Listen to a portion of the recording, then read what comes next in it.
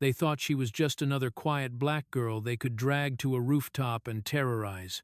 But the moment those bullies unleashed a snarling attack dog on Nadira, they had no idea they'd just challenged a national K-9 trainer, a warrior who could break a command with a whisper.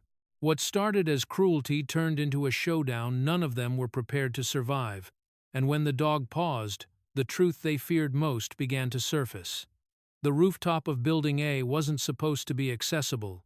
A rusty metal door, a broken security alarm, and a padlock that had been snapped months ago were the only reminders that the school once attempted to keep students out.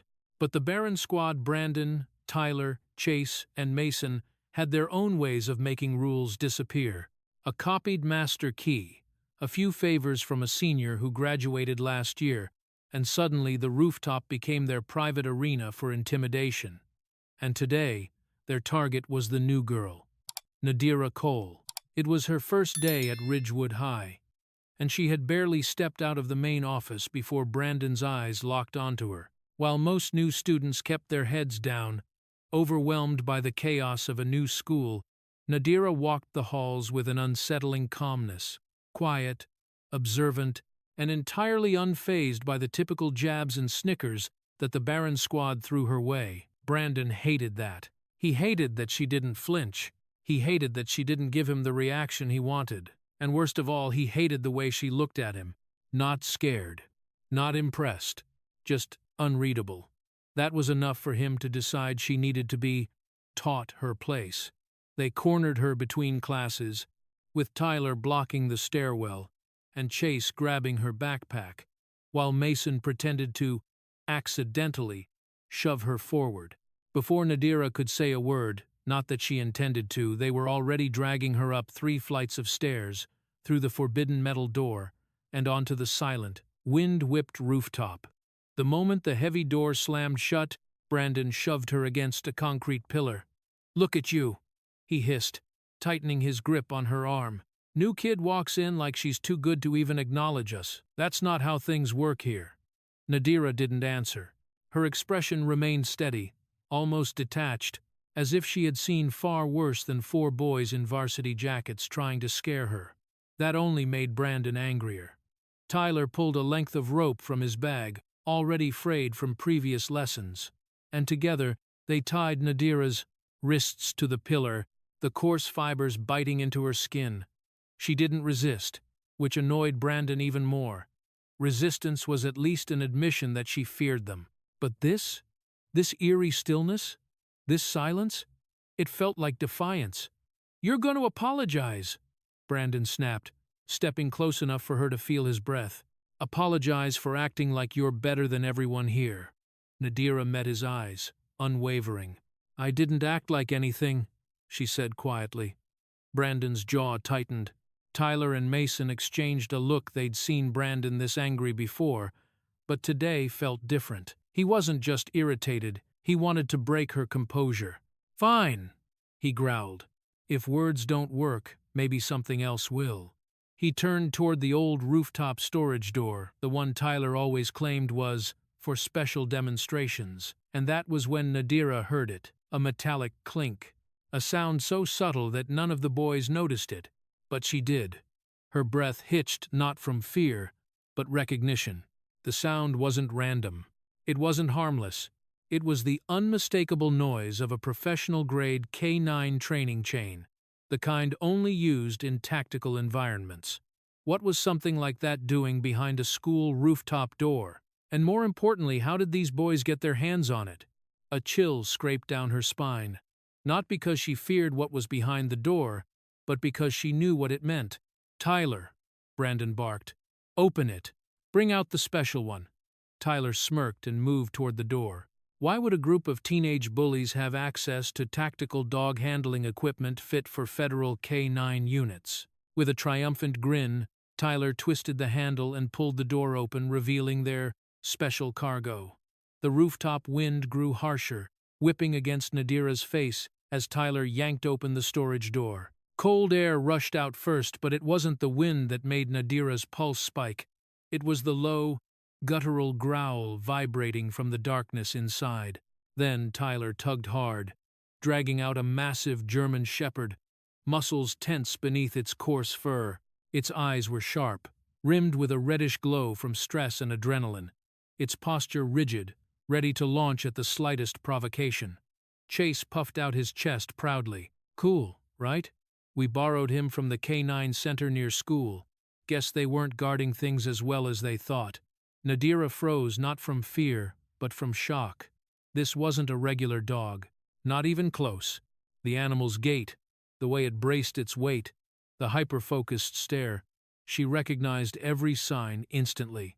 Level 3. Tactical K9. Trained for obstruction, detainment, and controlled aggression. A dog that could drop a grown man in seconds. Her heartbeat thudded once hard. But the Baron squad had no idea what they were dealing with. To them, the dog was just a weapon. A toy to scare the new girl into submission. Tyler tightened his grip on the steel chain. Mason whistled mockingly. Chase laughed. But it was Brandon who stepped forward with the swagger of someone who believed he owned the world. "Still think you're tough?" he taunted, shoving the dog closer. "Let's see if you're still calm when this thing is in your face." Nadira didn't move, didn't flinch, didn't blink. That unsettled Brandon. "Get on your knees," he barked, "or I swear this dog will make you." Nadira stared straight ahead. No. The word was quiet, but it cracked through the air like a whip. Brandon's expression twisted. "Tyler, bring it closer." Tyler pulled, and the German shepherd obeyed, stepping forward with methodical precision. Its claws scraped the concrete, each step deliberate and heavy, its breathing sharp with intensity. And yet, there was something off. The dog's aggression wasn't directed at Nadira alone. It kept glancing between the boys, almost as if evaluating all threats at once. A tactical behavior, not a mindless one. Nadira swallowed slowly. She could see it clearly now. The cropped ears, the reinforced collar, the minor scar above its right foreleg mark of a training harness. She whispered under her breath, "No way, Rex?" But Brandon mistook her murmuring for fear. He grinned. "Perfect. Now watch this." He grabbed the chain near the dog's neck, yanking it forward until the animal let out a deep snarl. Then, loudly and with absolute confidence, he gave the command, "Attack." The word crashed across the rooftop. Tyler smirked. Chase leaned forward eagerly. Mason waited for Nadira to scream, but something else happened instead. The dog lunged. A single, powerful thrust forward. Teeth bared. Muscles coiled, then froze. Dead stop.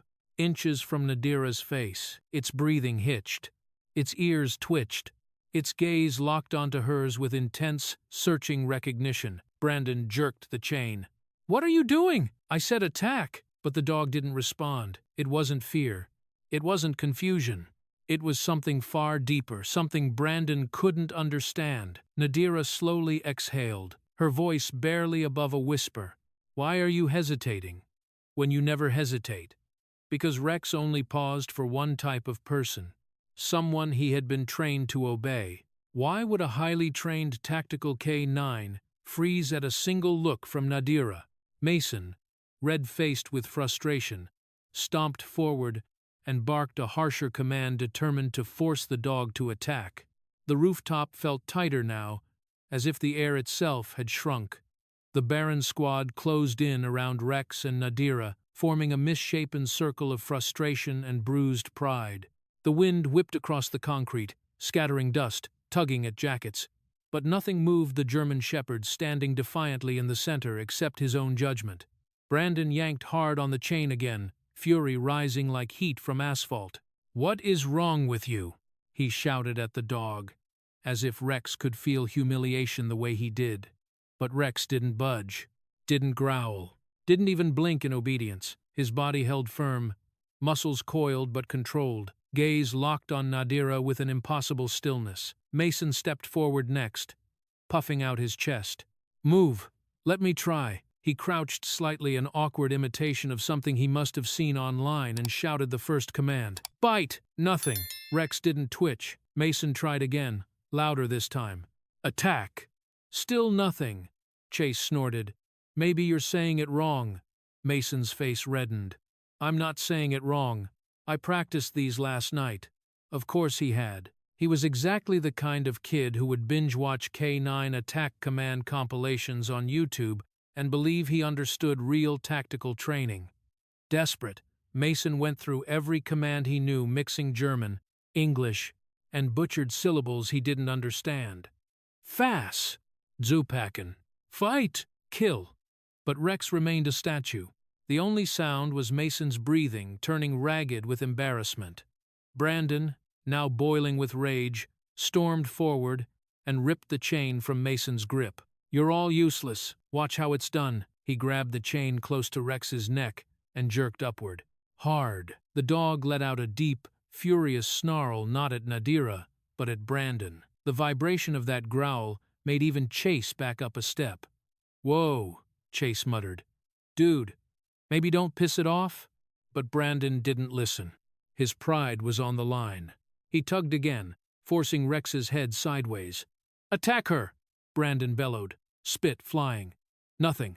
Rex's eyes flicked to Nadira again, and something shifted, a spark of recognition. And Nadira felt it too, a tug deep in her chest, an instinct she had buried when she changed schools, a familiarity she never expected to encounter again. For the first time, she inhaled slowly, letting the cold rooftop air steady her. Then she made a sound, soft, easy, barely above a whisper, but not random, not a plea, not a cry. A coded federal K9 recall tone, a note that only dogs trained at the highest tactical level would recognize as an override command. Rex reacted instantly. His ears snapped upright. His stiff posture melted into alert obedience. His eyes softened, recognition blooming like a light turning on behind them. Then, astonishingly, he lowered his body, dropping into a controlled, submissive stance reserved only for one type of person, a certified senior handler. Brandon stumbled backward. What is happening? Why is it doing that? Chase froze mid-step. Tyler's mouth hung open. Mason's mind visibly short-circuited. Nadira said nothing. She didn't need to. Her silence was louder than any explanation. Rex had just revealed her secret without a single word spoken. A dog like him obeyed one master, and he had chosen her. Why would a federally trained tactical K9 bow to Nadira unless she was something far more dangerous and far more powerful than a new girl? Humiliated and losing control, Brandon's rage surged. If the dog wouldn't scare her, he was ready to escalate the violence himself. The wind on the rooftop slammed against the metal railings, howling like a warning the boys were too arrogant to hear. Nadira stood near the edge, her wrists still bound to the concrete pillar. The city stretched behind her in a blur of rooftops and distant traffic. But the real danger was only inches away, wrapped in a varsity jacket and blind rage. Brandon. His pride had been shredded. The dog refused him. The commands failed. And Nadira, this quiet, unreadable girl, stood there, as if none of them mattered. That was enough to push him over the edge. He stepped in until his shadow drowned her in darkness. His finger jabbed toward her face, trembling with fury. You think this is funny? He barked, voice cracking. You think you're better than us? Just because that stupid dog glitched or something? Nadira didn't move. She didn't even blink. That made him even angrier. He slapped the pillar beside her head with a loud crack, leaning in close. I'm done playing with you. You're gonna learn to respect me right now. Before Brandon could take another step, a deep, thunderous growl ripped through the air. Rex launched forward. The chain jerked in Tyler's hands so violently that he stumbled, barely managing to hold on. The dog's teeth were bared, front legs extended, muscles perfectly coiled as he positioned himself between Nadira and Brandon. The warning was unmistakable. One more inch, and the dog wouldn't hold back. Chase jumped back so fast he hit the railing. Whoa, Brandon, stop! It's gonna bite! But Brandon, drunk on ego and adrenaline, refused to show fear. I'm not scared of a mutt. Rex growled louder. This time, the sound vibrated across the concrete like a living threat. Tyler's hands shook uncontrollably as he struggled to keep the chain taut. Dude, I can't hold him. He's gonna break loose. Even Mason stepped away, swallowing hard. Maybe we should, stop for a second. This isn't normal. But Brandon only heard the ringing of humiliation in his ears. He had lost control of the dog. He had lost control of the situation. And losing control in front of an audience, his squad, his friends, his victims, was unbearable. So he made the worst decision of all. Fine, he spat. If the dog won't listen, I'll handle it myself. He stormed toward his backpack, kicking it open. Papers flew out. A water bottle rolled away. Then his hand dug deep inside until he found something he wanted. His backup plan. Tyler's eyes widened. Dude, are you seriously bringing that out? Brandon ignored him. He yanked the object free, gripping it tightly, knuckles white. Meanwhile, Rex's stance changed again, his eyes narrowing, his body lowering into a protective guard. He tracked Brandon's every movement with military precision, and for the first time, the Baron squad felt a chilling realization sink into their bones. The dog didn't recognize Brandon as an authority. It recognized him as a threat. Chase whispered, "Why is it acting like that?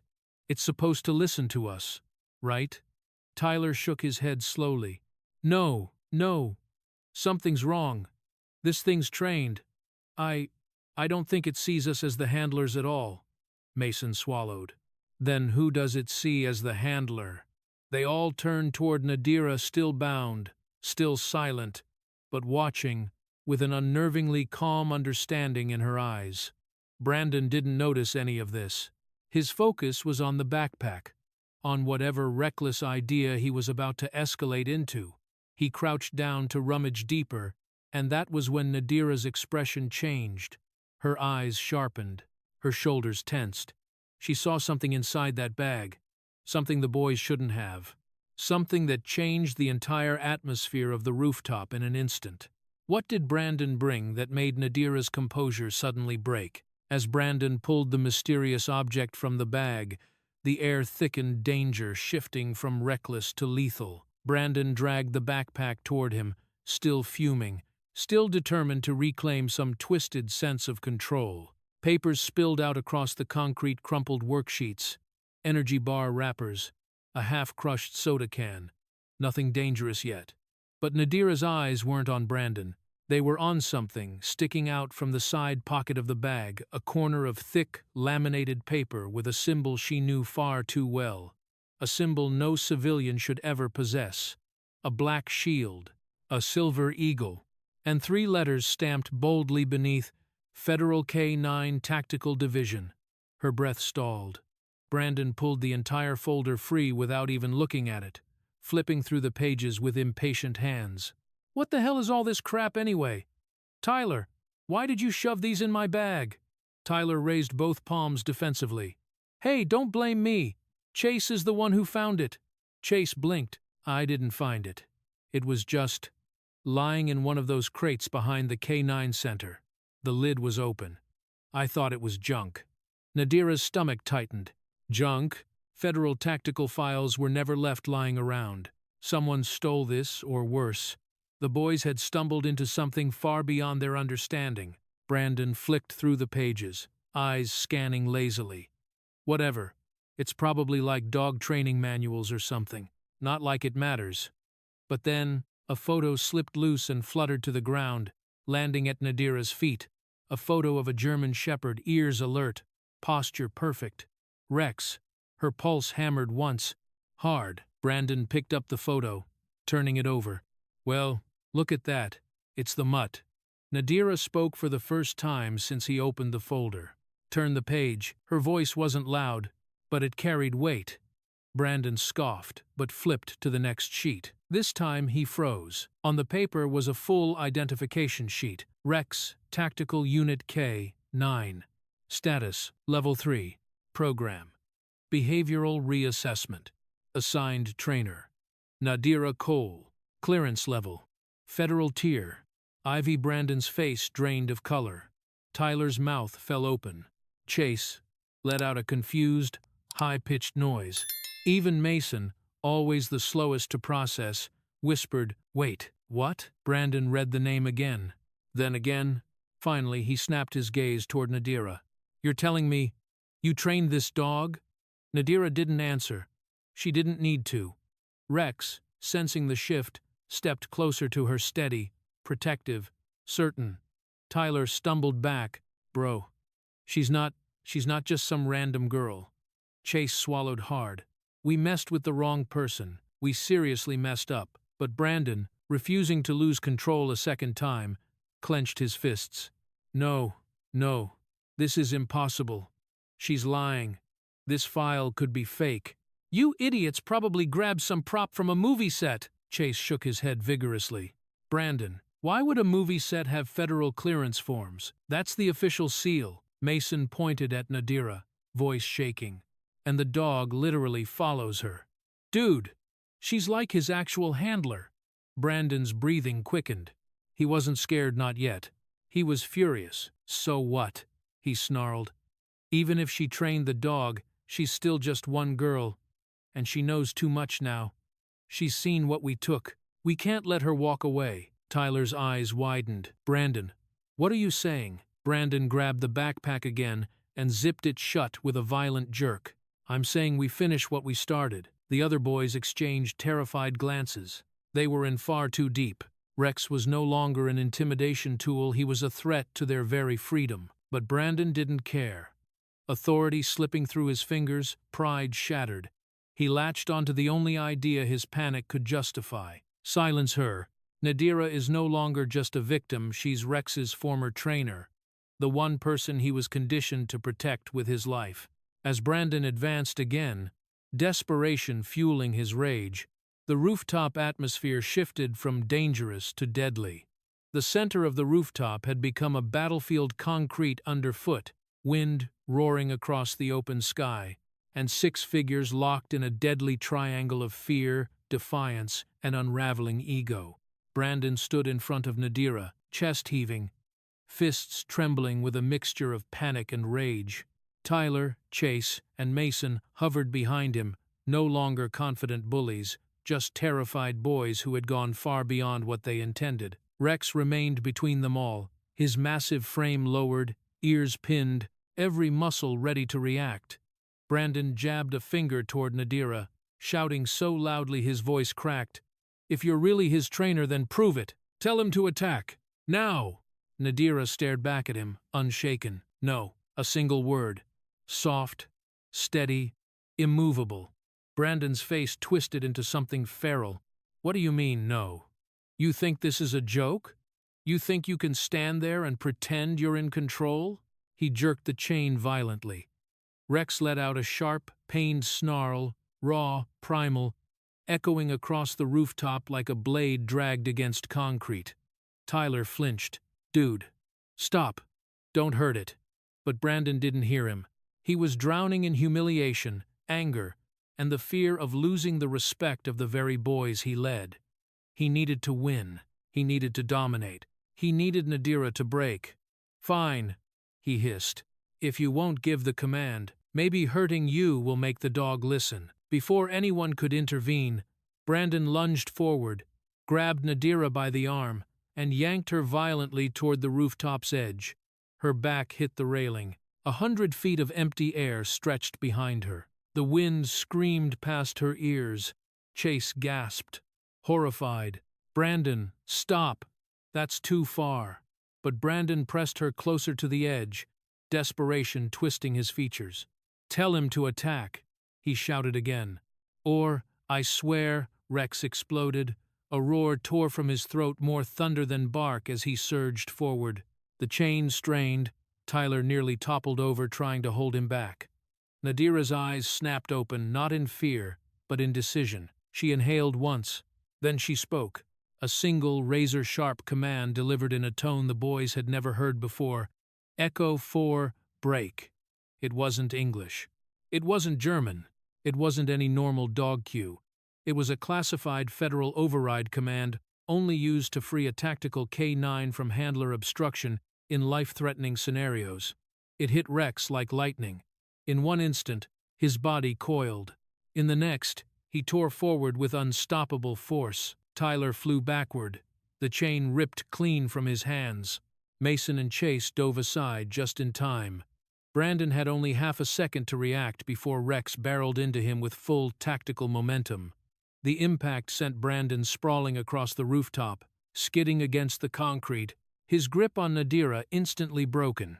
Rex positioned himself in front of her, stance wide, head low, teeth bared, a wall of living muscle and loyalty, guarding her with absolute, unshakable certainty. Nadira stepped away from the edge, breathing hard but steady. Brandon groaned, clutching his ribs, staring up in disbelief. "What? What was that?" he gasped. How did he?" But Nadira didn't answer. She didn't need to, because Rex was no longer confused, conflicted, or hesitant. He knew exactly who she was, and he had chosen. Chase whispered, voice trembling, "She's not just his trainer. She's his top-level handler." Tyler swallowed hard. But why is a federal trainer in a high school? A question Nadira didn't want to answer.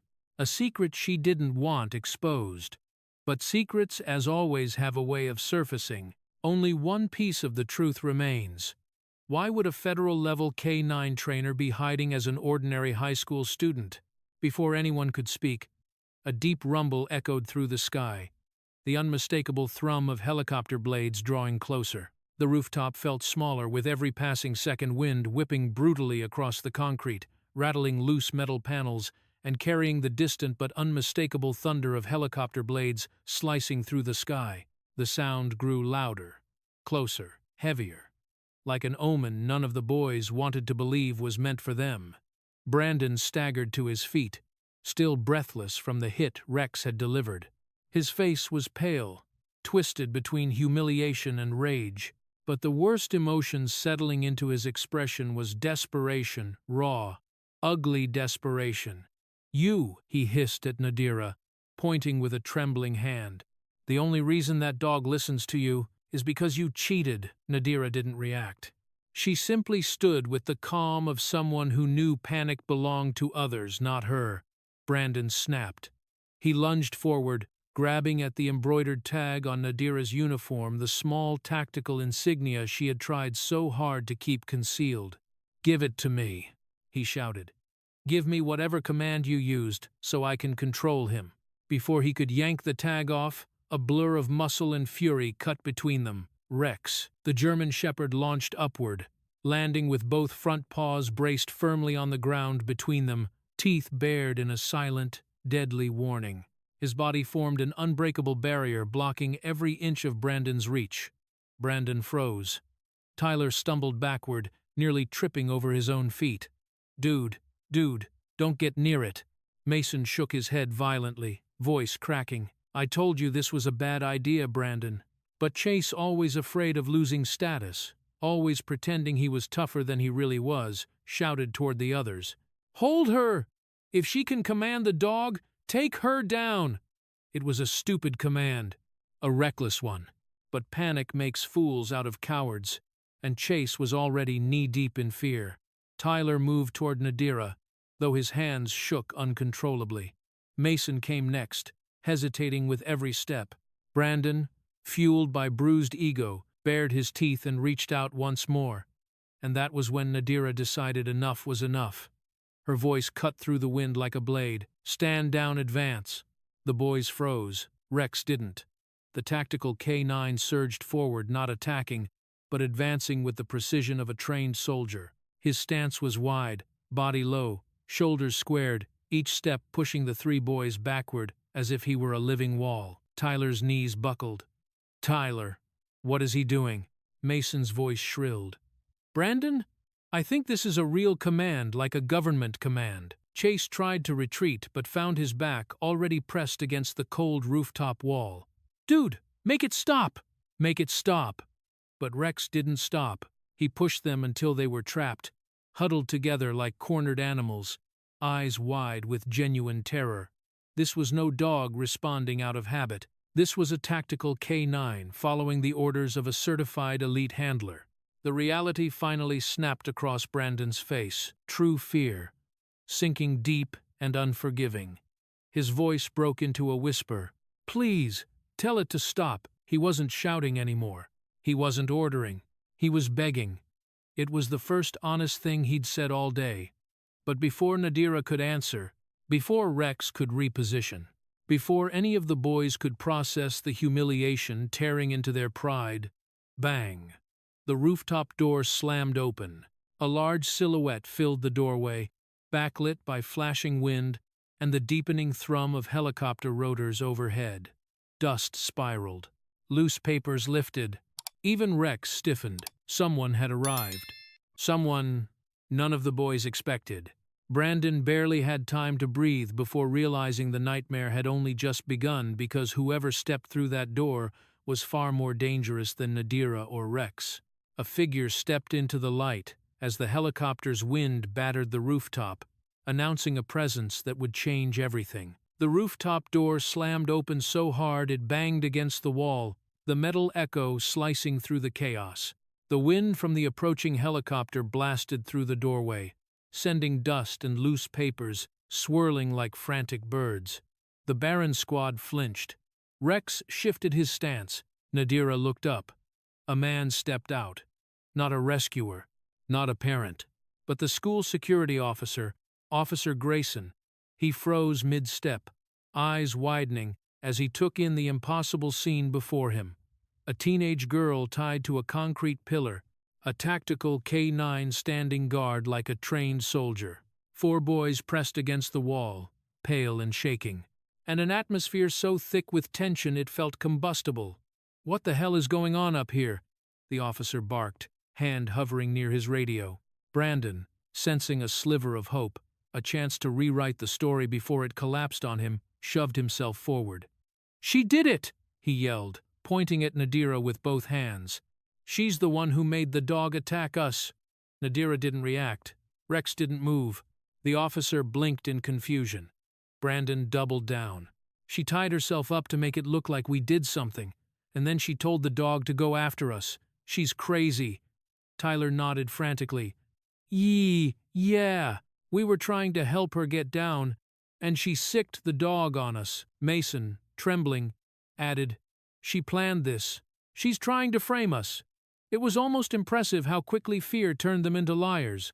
But Chase had the real punch. He pulled out his phone with shaking hands. I recorded it," he stammered. "Look, she's dangerous." He held out the screen to Officer Grayson. The video played. Nadira tied to the pillar. Rex lunging. The boys shouting in fear. But what wasn't shown was the beginning, the part where the Baron squad dragged her up the stairs, tied her down, and brought Rex out like a weapon. The officer's face darkened with confusion. Why would she even have a dog like this near students? Brandon saw the doubt. He saw the opening. "Call the cops," he demanded, voice cracking. "She's out of control." Rex growled a deep, warning rumble, but Nadira gently placed a hand on his back, calming him instantly. Officer Grayson stared at her. "Did you bring this dog on campus? Did you attack these boys?" Nadira held his gaze but didn't answer. Not yet. Her silence infuriated Brandon. "See? She won't even deny it. She knows she's guilty." But Nadira wasn't silent out of fear. She was silent because she had noticed something the boys didn't realize she'd seen. A small icon on Chase's phone screen. A video editing app. One used to trim clips quickly. The footage he showed wasn't raw. It was manipulated. And that meant only one thing. This wasn't the first time they'd done this. They had prepared for getting caught. Prepared for framing someone. A chill crept through her chest, not from fear, but from anger. Officer Grayson lifted his radio. "I'm calling this in. This looks like an assault situation." Brandon smirked, triumphant. "Good. Arrest her." Chase exhaled, relieved. Mason slouched against the wall, exhausted. Tyler tried to stop shaking. Nadira stayed very still. Rex stayed coiled, waiting. Officer Grayson spoke into the radio. "Dispatch, we have a situation on the rooftop. Possible," and then it happened. The helicopter noise, already loud, became deafening as the aircraft dipped lower, so low the rooftop trembled beneath their feet. The officer's radio crackled. The boys froze. Rex's ears perked sharply. Something or someone was about to arrive. Nadira had been exposed, framed, and cornered, but the arrival of that helicopter meant the story was no longer in the boys' control. A shadow crossed the rooftop as the helicopter's landing skids touched the neighboring building, bringing with it the one person Nadira hoped would never have to intervene. The helicopter dipped low over the neighboring building, its blades slicing the air with a thunderous rhythm that rattled every loose bolt on the rooftop. Wind whipped across the concrete, sending debris skittering and forcing everyone to shield their eyes. The Baron's squad crouched instinctively, terrified. Officer Grayson stepped back, gripping the railing for balance. Nadira stood still. Rex stayed planted beside her, calm, alert, waiting. The helicopter settled onto the adjacent rooftop with military precision, its landing skids barely clinking against the surface before the side door swung open. A man stepped out, tall, imposing, clad head to toe in Federal K-9 Tactical Division gear, black uniform, reinforced vest, and the unmistakable insignia stamped on his shoulder, an eagle perched atop crossed batons, a mark reserved for only the highest-ranking officers. His presence alone shifted the air. The Baron's squad felt it instantly, that crushing, suffocating pressure of authority so absolute, it demanded fear. His boots made heavy, deliberate sounds as he crossed the short bridge between buildings, wind from the helicopter whipping his coat back like a banner. Officer Grayson stiffened. "Sir, identify yourself, please." The man didn't spare him a glance. Instead, his voice boomed across the rooftop. "Who brought Rex up here?" The words slammed into the boys like a physical blow. Brandon opened his mouth, but Rex let out a sharp, controlled bark. A recognition signal. The man stopped in his tracks. Nadira lifted her head and looked directly at him. For a split second, the hardness in his eyes softened. Then Brandon made his fatal mistake. "He just showed up here. We don't know how he got out. We were trying to help." Lies. The man's voice cut through him like a knife. He strode toward them, each step radiating fury controlled only by discipline. His gaze swept over the boys, over Rex, over the rope still tied around Nadira's wrists. Then his eyes landed on the confidential folder, half spilled from Brandon's backpack, the Federal seal unmistakable. His jaw tightened. Officer Grayson stepped forward, confused. "Sir, who exactly are?" The man finally spoke his name with steel-backed authority. "Colonel Hank Cole, Federal K-9 Tactical Division." The rooftop fell silent. Chase's knees buckled. Mason's breath hitched. Tyler whispered, "We're dead. We're actually dead." But Brandon, clinging to whatever scraps of bravado he had left, tried again. "Sir, she's the one who trained the dog to attack us." Rex growled at him, low and warning. Colonel Cole's stare was lethal. "Do not speak unless I tell you to." Brandon shut his mouth instantly. The colonel turned his attention back to Nadira. His voice changed barely, but enough for anyone paying attention. "Are you hurt?" Nadira shook her head. Officer Grayson blinked. "Sir, you know this girl?" Before Nadira could respond, Rex stepped closer to the colonel, nudging his leg gently, another signal of shared familiarity. And then, the colonel delivered the twist that shattered the boy's world. "She is my granddaughter." Silence. Then panic. Chase whispered, horrified. "What did he say?" Mason shook his head repeatedly. "No way! No way!" Tyler's face drained of blood. But Brandon, who had spent the entire afternoon asserting dominance, broke completely. "That's impossible! She's just a kid. How could Colonel Cole ignored him?" He walked straight to Nadira and with steady hands untied the rope around her wrists. The moment the restraints fell away, his expression shifted, no longer controlled, no longer professional. It was rage, cold, violent, barely restrained. Rage born not from protocol, but from family. He had seen what they did. He didn't need explanations. He turned slowly toward the Baron squad. The air grew heavier. The boys shook under the weight of a man who commanded entire K-9 tactical units. A man who had trained Rex himself. A man who had authority far beyond a local school or city police force. They had crossed a line no teenager should ever cross, and they were just beginning to understand the consequences. Real power had arrived, but the true extent of the trouble awaiting the Baron squad was only beginning to unfold. Colonel Cole stepped forward, eyes burning with controlled fury, ready to deliver judgment. The rooftop felt colder now, as if the wind itself recoiled from what was about to unfold. Colonel Hank Cole stood in the center of the chaos, immovable, towering, radiating a fury so controlled it was terrifying. Nadira stood behind Rex, who remained poised and alert, ready to react to the slightest threat. Officer Grayson hovered uncertainly at the edge, torn between protocol and the overwhelming authority in front of him. The Baron squad trembled in a crooked line, faces drained of color. Brandon's bravado had evaporated, leaving only shaking hands and shallow breaths. Colonel Hank's voice cut through the air like a blade. "Explain. Everything." Brandon jolted as if struck. "Sir, I have a video. She attacked us," he stammered, eyes wide with the terror of a liar running out of runway. He fumbled with his phone, pulling up the same manipulated footage Chase had shown moments before. The colonel took the device from his hand, expression unreadable. The silence was suffocating. Hank lifted his wrist and tapped a command on the tactical device. Strapped there, a compact, federal-grade scanner with decryption and forensic playback capabilities. Brandon's eyes widened. "Wait, sir, it's just a normal video. It was edited," the colonel replied coldly. "Badly."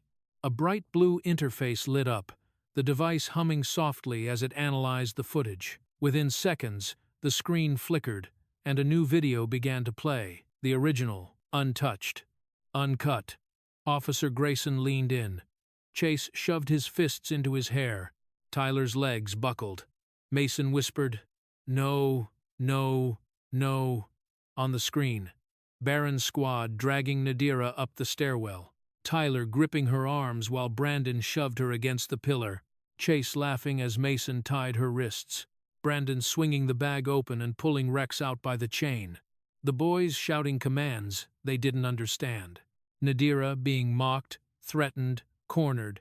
Every lie they'd told unraveled in brutal high definition. The worst part was hearing their own voices cruel, loud, gleeful. When the video ended, no one spoke. Even the wind seemed to pause. Officer Grayson stared at the boys in disbelief. You did all that? And you tried to frame her?" Chase swayed, hands trembling uncontrollably. Mason wiped his face with a shaky hand. Tyler's lips moved, but no words came. Brandon's legs finally gave out. He caught himself on his knees, gasping, unable to look up. Colonel Hank stepped forward, his expression carved from stone, but he didn't speak, and that silence was more terrifying than shouting, because the boys realized he hadn't even delivered their punishment yet. Brandon's voice cracked. "Sir, please!" The colonel lifted a hand, silencing him instantly. His gaze swept the rooftop, taking in Nadira's bruised wrists, Rex still in protection stance, the fallen ropes, and the evidence scattered across the concrete. Then he reached for his radio. "Dispatch," he said, voice steady and merciless. "Initiate juvenile apprehension protocol. We have multiple charges: assault, kidnapping, theft of federal property, attempted coercion, and interference with a tactical K-9 unit." The boys froze.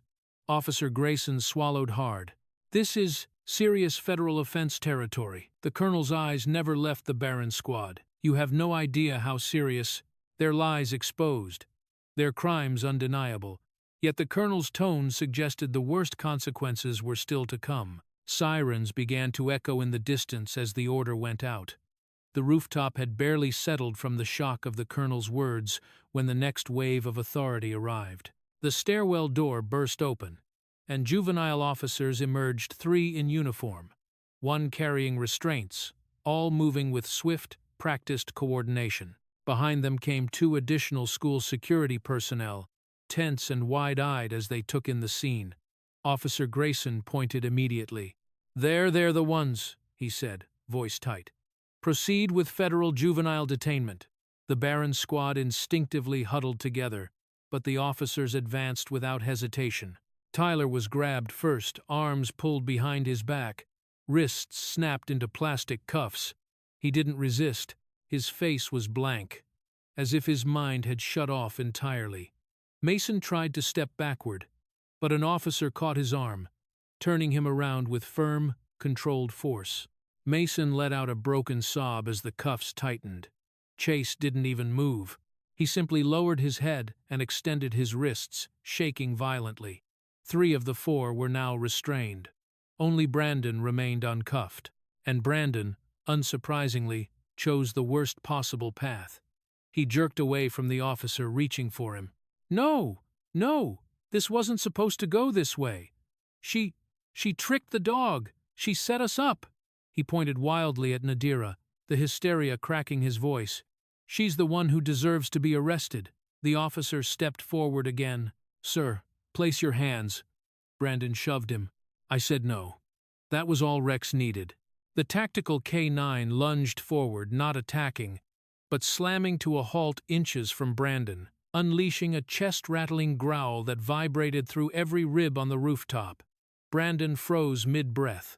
The officers didn't miss their window. 2 grabbed him from behind, wrenching his arms back.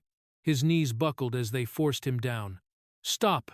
I didn't mean. I was just trying to teach her a lesson, Brandon screamed, voice breaking into something panicked and childlike.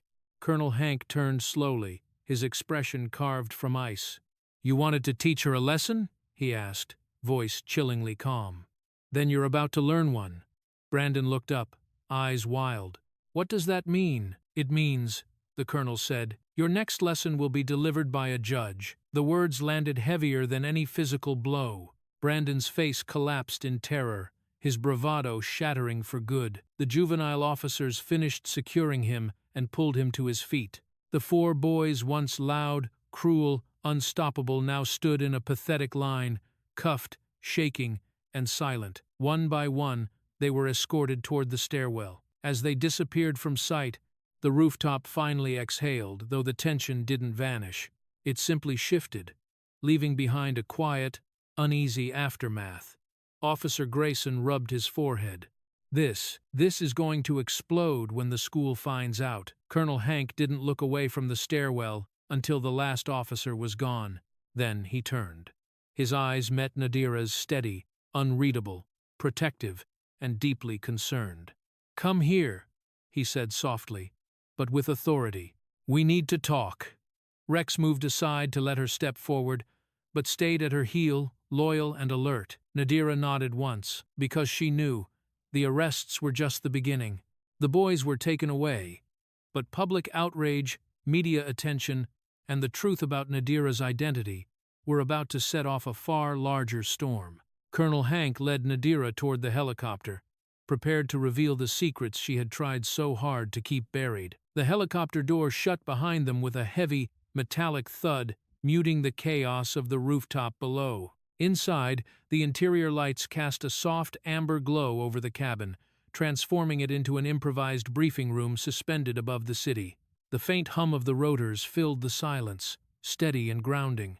Nadira sat across from Colonel Hank Cole, her grandfather, but also a man whose authority stretched far beyond family. His tactical uniform was still dusted with rooftop grit, but his posture remained perfectly straight, eyes sharp and unreadable. For a long moment, neither spoke. Finally, Hank exhaled a rare, heavy breath that carried more history than frustration. You weren't supposed to end up in a situation like that, he said quietly. Nadira looked down at her hands. I didn't want to drag you into it. You didn't drag me into anything, he countered. Those boys dragged themselves into federal trouble. You simply survived them. Another silence. Not tense, just full. Then the colonel leaned forward, resting his forearms on his knees. You deserve to know why I sent you to this school, he said. Why I insisted you leave the academy environment. Nadira's eyes flickered upward, bracing herself.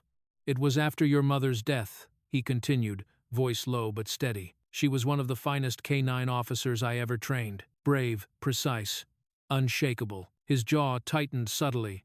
She died protecting her team.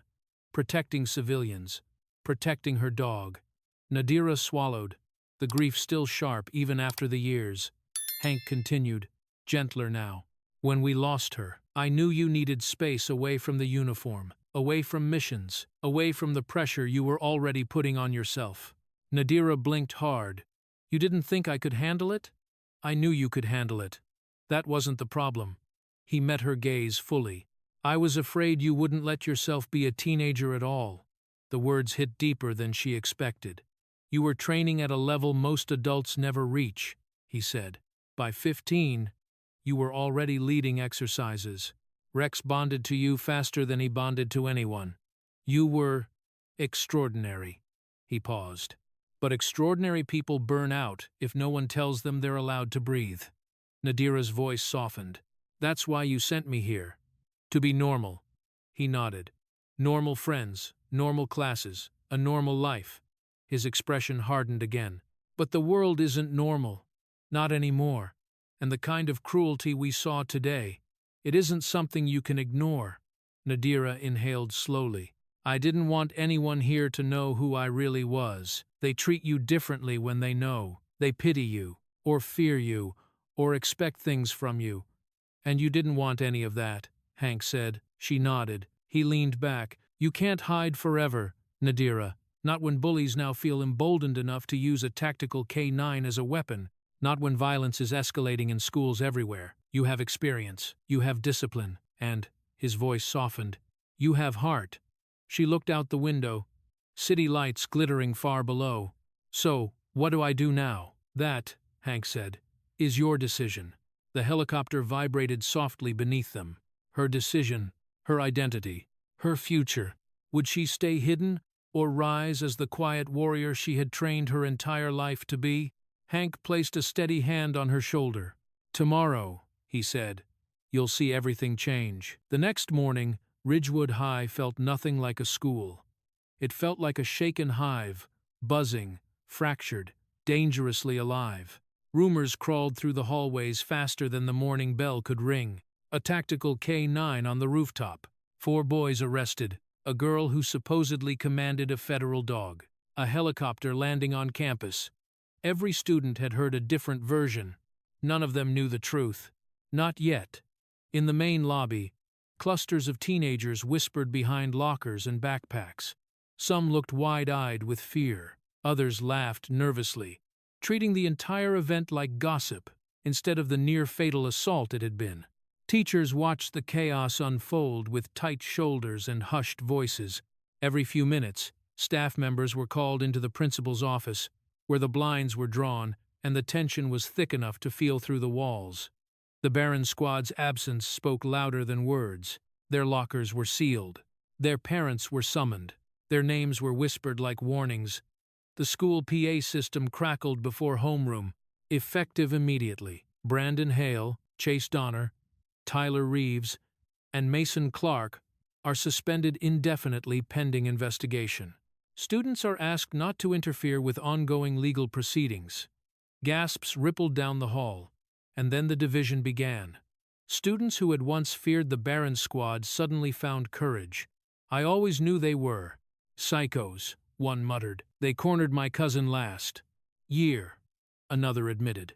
He never said anything because they threatened him.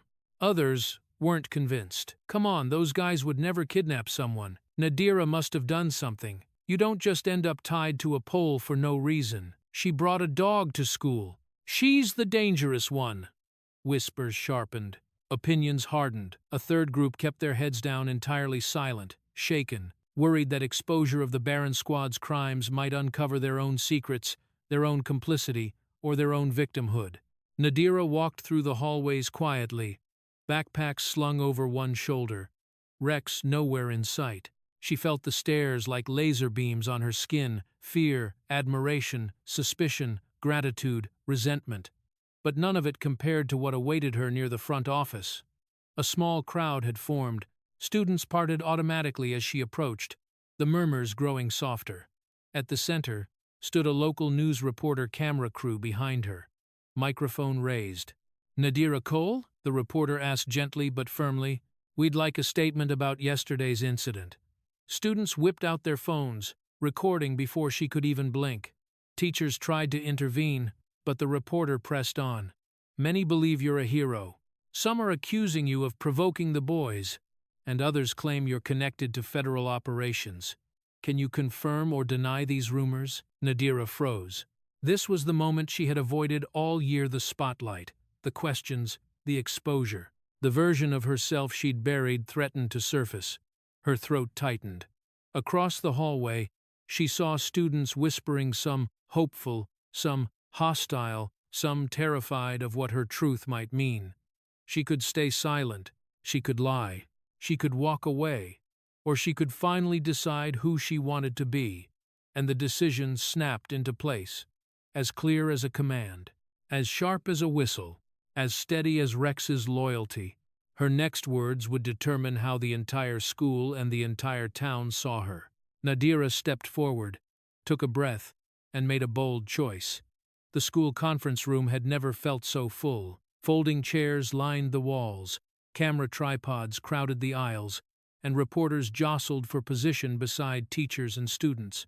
The air buzzed with anticipation and curiosity, the temperature rising under the pressure of too many bodies and too many unspoken questions. In the front of the room stood a podium bearing the school's crest. Nadira stepped toward it. Colonel Hank stood behind her, not as a looming presence, but as a silent anchor. The principal hovered anxiously. Students packed into every corner, some standing on tiptoes to see her clearly.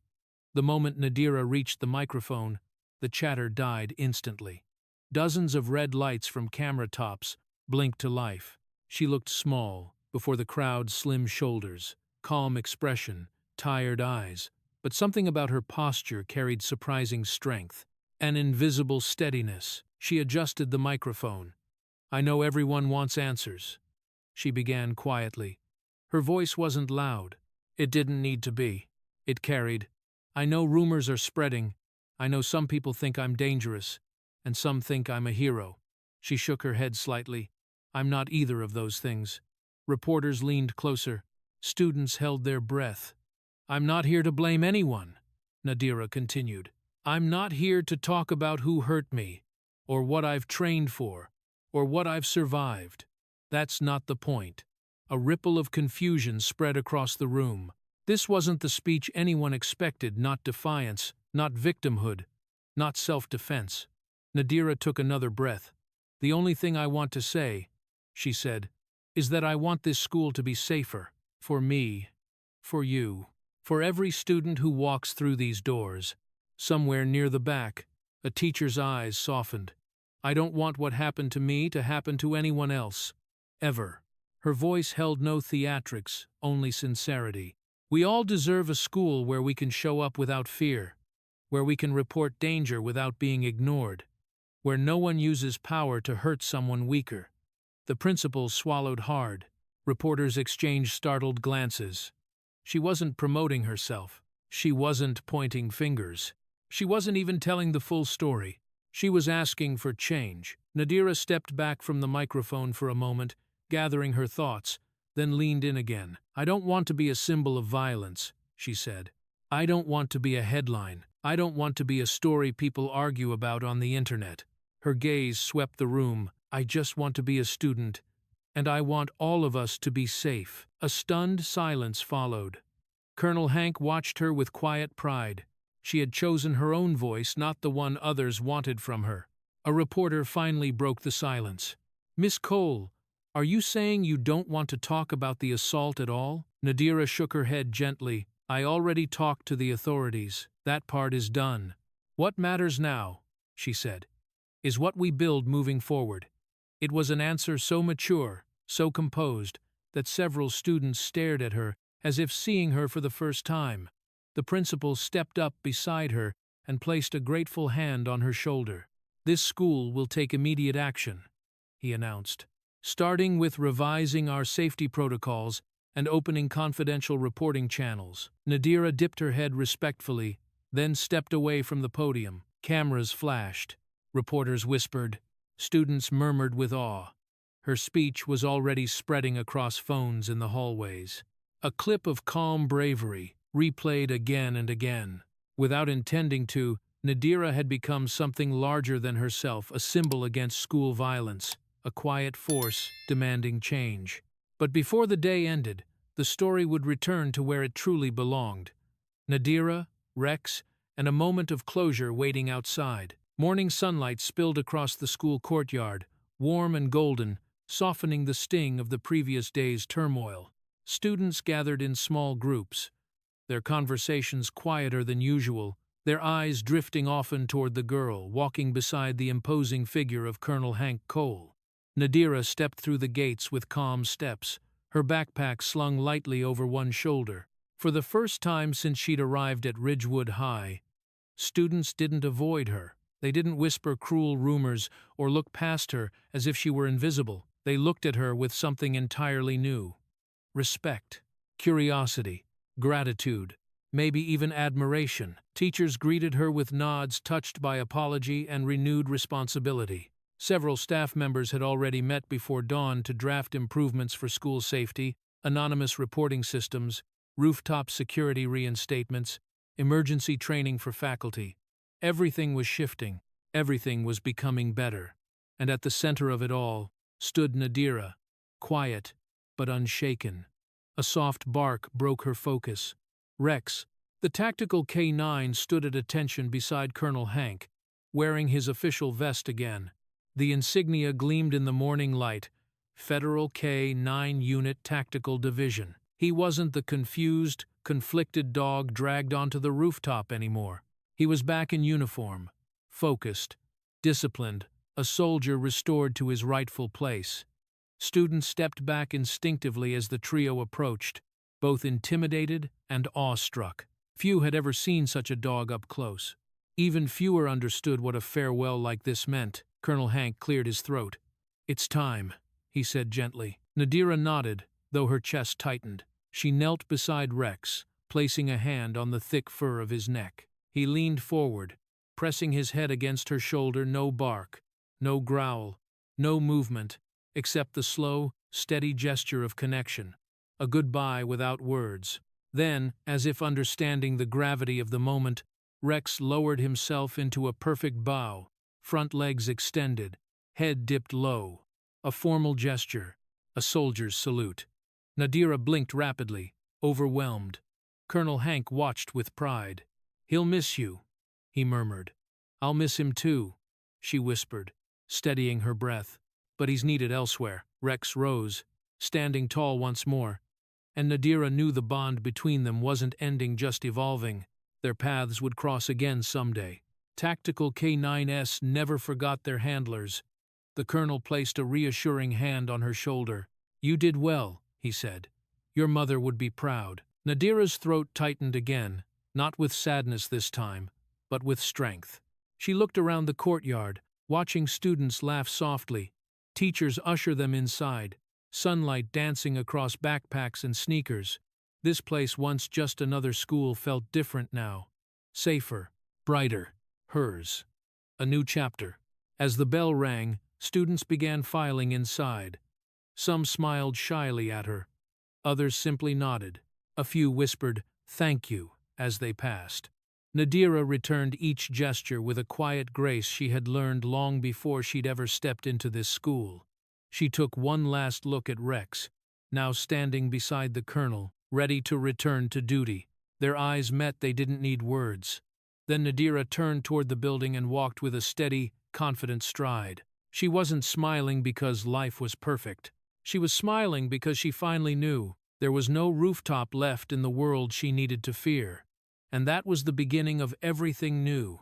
And that's how a rooftop ambush turned into the biggest humiliation of their lives. The moment Rex refused their command and chose her, those bullies finally learned there are consequences for hunting the wrong girl. Nadira didn't need revenge. Her truth, her training, and her courage did all the talking. And now the entire school knows exactly who they tried to break. What would you have done if you witnessed this moment in real life? If this story shook you even a little, don't forget to like, share, and subscribe. There's more justice on the way.